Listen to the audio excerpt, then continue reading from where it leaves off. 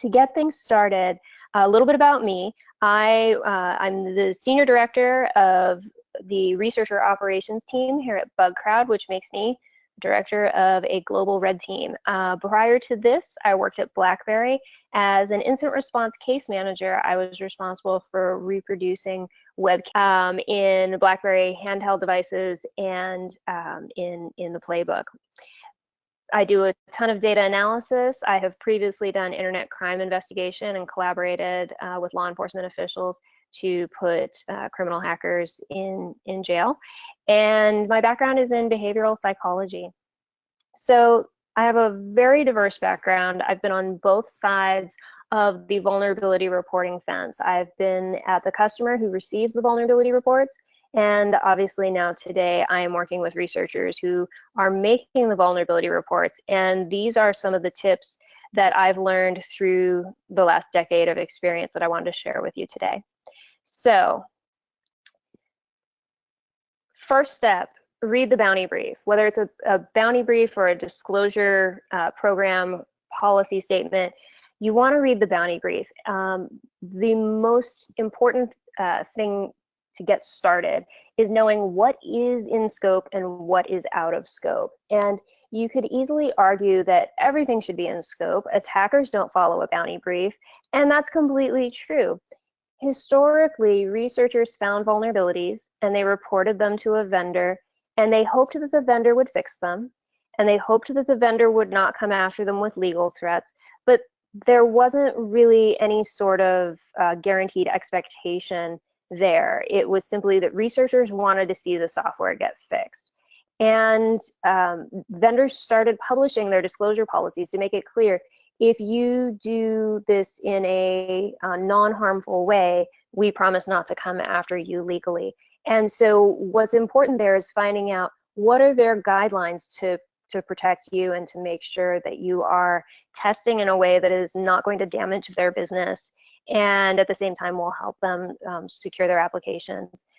Keep in mind that this is their decision on what to reward, and some of what is driving that reward decision may be based on severity and priority and what's most important to the business. We care most about our products more than, say, our website. Could potentially be a priority-based decision that could drive rewards. It could also drive what's determined to be in or out of scope. It could also be functionally a budget issue, especially in large companies which produce multiple products. One product team may have budget to run a bug bounty, while another product team chooses to spend that budget in other areas to enhance their security. And so, that's another reason that a bounty brief is going to tell you what is rewardable and what is outside of reward scope. Doesn't mean you can't still report those out of scope vulnerabilities to the vendor, but it's not a rewardable vulnerability, and that's just something to keep in mind. The nice thing about a bounty brief is it's setting expectations up front. And so when you look through that and you see, okay, they reward for this, they don't reward for that. If you find a vulnerability in a non-rewardable property, it's entirely your call on what to do with that. Of course, we would recommend that you report that to the customer so that they can patch that. Just do so knowing it's not rewardable. Another thing that sometimes comes up with scope discussions and scope debate is if I report something to a company and I report it through a bounty program and it's out of scope, can I go disclose it now since I wasn't rewarded for it? And we've recently done a few blog posts talking about Bugcrowd's disclosure policy and how it applies to all submissions through Bugcrowd.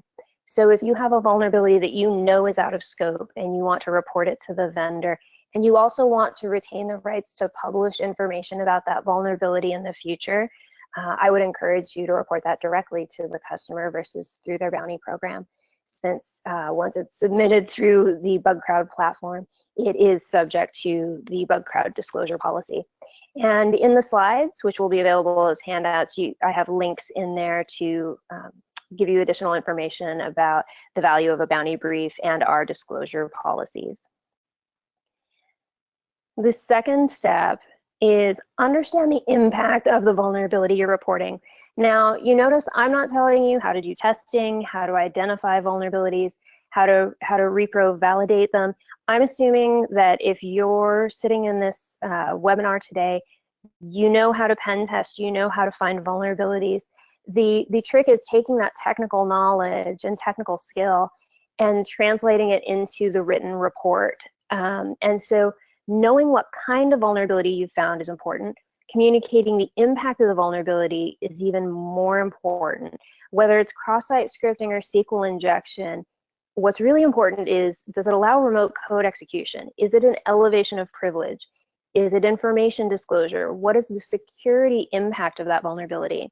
Because the impact is what drives the severity rating, which is in our vulnerability rating taxonomy, the VRT, which is P1, P2, P3, P4, and then in the best practice and won't fix category of P5. So all of those severity decisions are driven based on the impact of the vulnerability. And the impact of the vulnerability, the severity, is what determines how much you get paid out. So I personally recommend familiarizing yourself with the STRIDE model. There are other impact models out. The DREAD model is commonly used. I particularly like STRIDE because it covers all the major categories, obviously, and you get spoofing, tampering, repudiation, information disclosure, denial of service, and elevation of privilege covered, and a nice little acronym that's easy to remember. Now, elevation of privilege and information disclosure are going to be the two highest severity ones that you'll typically see. And most bounty programs will not consider network denial of service vulnerabilities to be rewardable. So again, combined with the bounty brief and understanding the STRIDE model or an impact model and being able to explain to the person reading your vulnerability report, this is a OWASP top 10 bug is great. Being able to say this is an OWASP top 10 bug that has this impact to your users is even more useful for the person who's having to triage and read your vulnerability reports. It's also incredibly helpful for the developer who then receives the vulnerability report to understand why it was prioritized the way it was. So here's an example of why impact is more of a driver for severity than the vulnerability type. We've received a submission and it says create an application account, go to the dashboard and click on the functionality, enter all the details. There's a parameter called name at the end of the functionality, enter the JavaScript payload, and you can see the pop-up. This is a valid cross-site scripting vulnerability and it results in elevation privilege, but it's low priority. And so you could argue, why is this low priority? Well, this is low priority because the attacker has social engineered the victim to install code on their own system.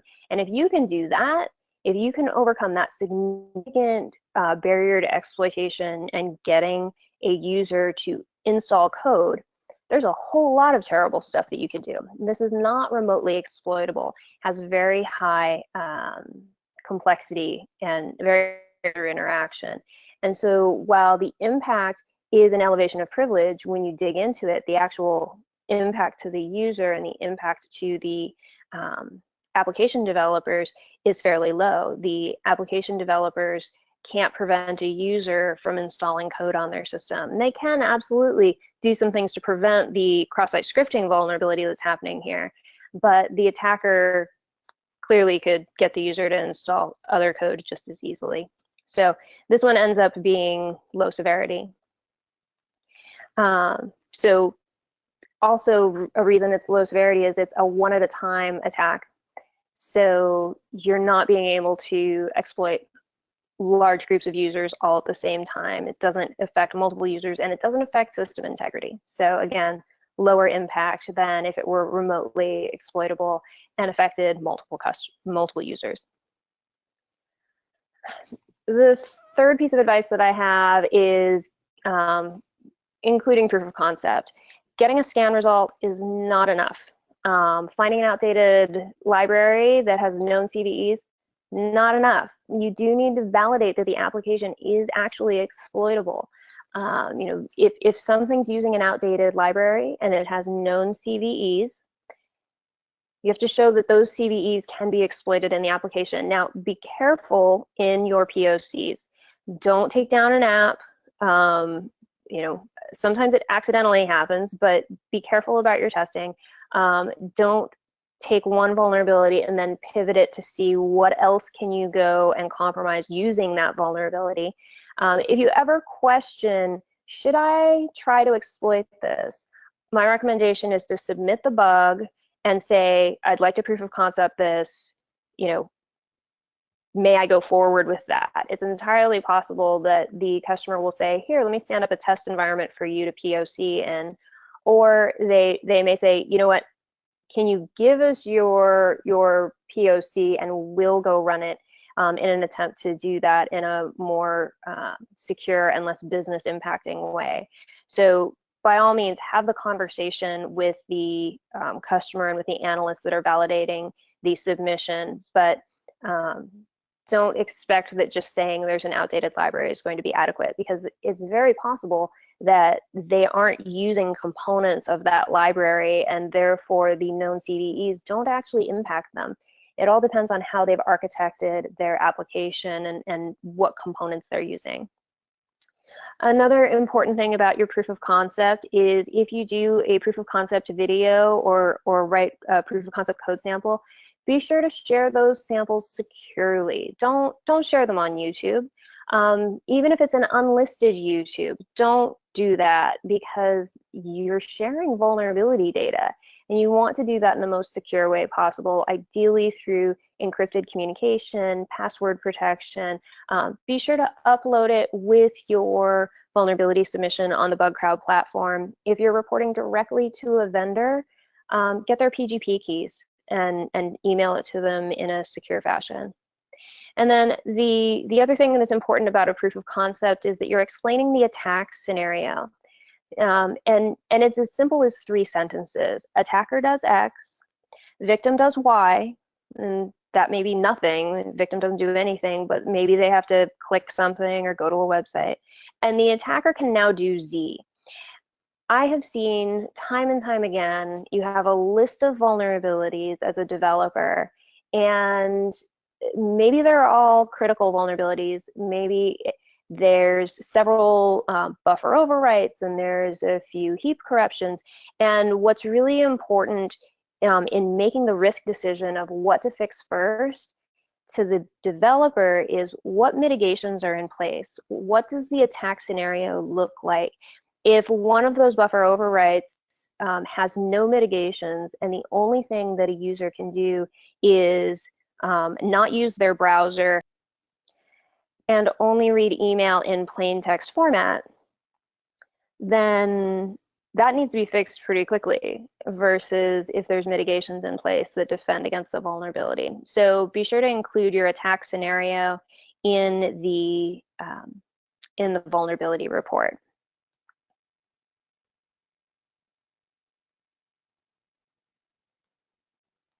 So here are a few mistakes that I've seen, and these are actual vulnerabilities that we've received at Bugcrowd. And the first mistake I want to talk about is the reproduction steps and the attack scenario are incomplete and unclear. So in this instance, this is what we had submitted. And an attacker creates a fake account and changes his email. The email confirmation link can now be used to log in someone to the fake account and then monitor actions performed by the victim or even interact with him. And so the person who wrote this, who went through the investigation work to find the vulnerability and see how it could be exploited, this makes complete sense to them. But to someone who's reading it for the first time, there's a whole lot of detail missing. So what does that look like? And this is probably going to get pushed back to the researcher as invalid, or at least pushed back and told, we need a lot more detail. This is not clear enough for us to validate. An attacker creates a fake account. What kind of account? Are they creating a user account, and do they need to be an admin to do this? Are they, like, there's not enough information about what kind of account the user has and what are they creating, and changes his email. But what are they changing it to? Are they changing it to the victim's email, or are they changing it to some other email? It's really unclear what that email change does. The email confirmation link can now be used. Okay, by whom? To log in someone. Okay, are we talking about logging in the, I'm assuming we're talking about logging in the victim into the fake account. Okay, but why would the victim do this? And then the attacker can monitor the actions performed by the victim or even interact with them. So it's all super unclear what's happening here exactly. Is the attacker viewing the victim's actions? Why would the victim have logged into the fake account? Or is it that the attacker is logging in on behalf of the victim? So there's a lot of detail that would have saved time in the validation of this vulnerability if it had been provided up front to clarify the expected behavior and the observed behavior. And here's what the attacker is doing. Here's what the user is doing. Just a lot more clarity, and this would have been validated a lot faster. Another mistake I've seen is scenarios that require, or vulnerabilities that require another vulnerability to exploit it first. And before I get into this specific example, I want to be really clear that chained vulnerabilities are a legitimate issue, and we absolutely love to see when a researcher submits a vulnerability that your data is not encrypted at rest. And here, on the other hand, I've found an information disclosure vulnerability. And when I combine these two, I've got information disclosure of unencrypted data, which includes passwords, and now I have an elevation of privilege. So there are two separate vulnerabilities that can be chained together. This happens on a, it happens in the real world. It is a real world threat. It is complex. It is severe. The mistakes I'm talking about are not those. So suppose I'm an attacker and the user's browser is compromised, or I got access to the recovery email. Everything after that is not a vulnerability in the web application because it requires that the user's already owned in some way. And the web application developer, that the person who's receiving that vulnerability report, cannot defend against a user's browser being compromised.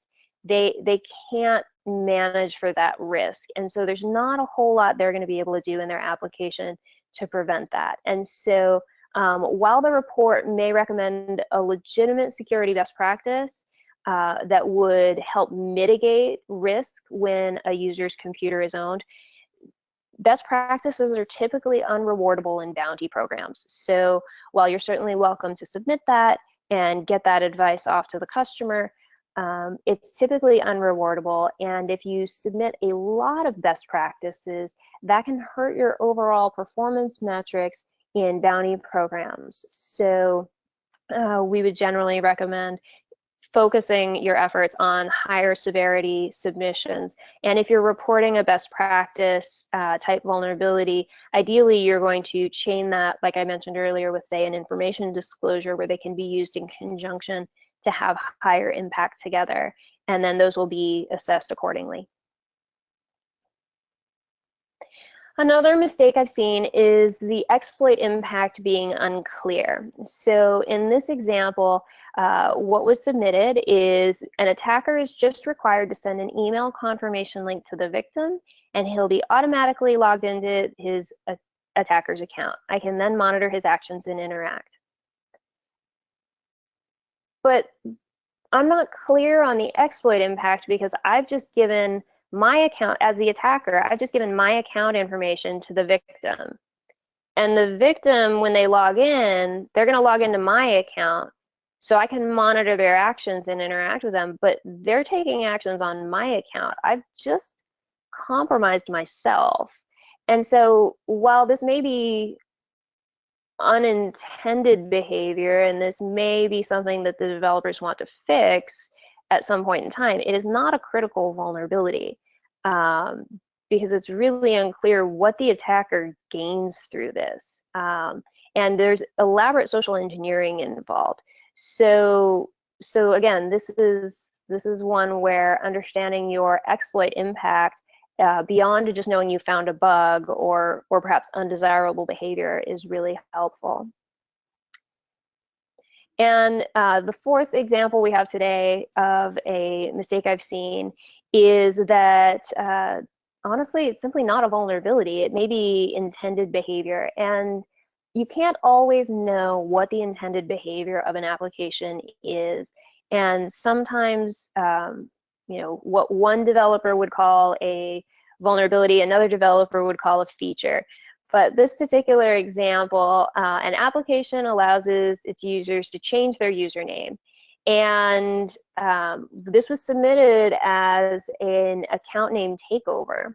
So the example says, suppose Kymberlee changes, let's say I change my username to Kymberlee1, but Peyton decides she's going to go hijack my username Kymberlee, and she's going to start using it on her LinkedIn, and she's going to sort of steal my username identity.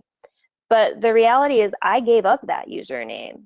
So that's intended functionality. I should be able to change my username from Kymberlee to anything I want that isn't already in use by somebody else. And that's a voluntary username change. And once I give a name up, I no longer retain that. Anyone else can go take it.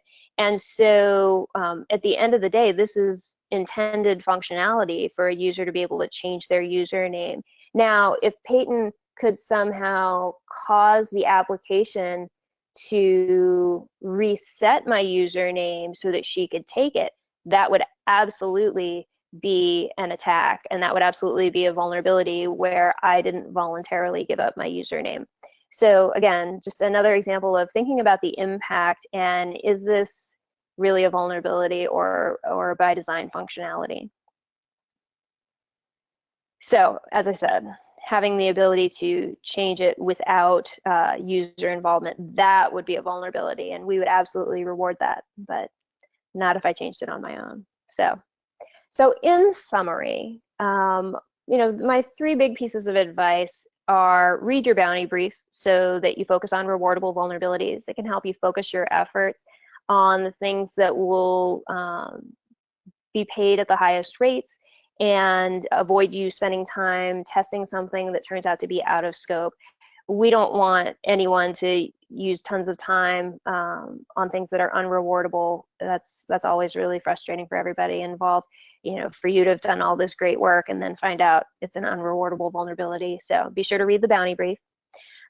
Communicate impact of the vulnerability. And I mentioned the STRIDE model. It's my personal preference, but if you prefer the DREAD model, if there's another model you want to use to communicate vulnerability impact, that's great. Just be sure you understand not just the bug type, but the impact. And the 3rd piece of advice is verify your findings and provide your proof of concept and attack scenario so that it's really clear when the developers are trying to prioritize multiple vulnerabilities and figure out which one should we fix first.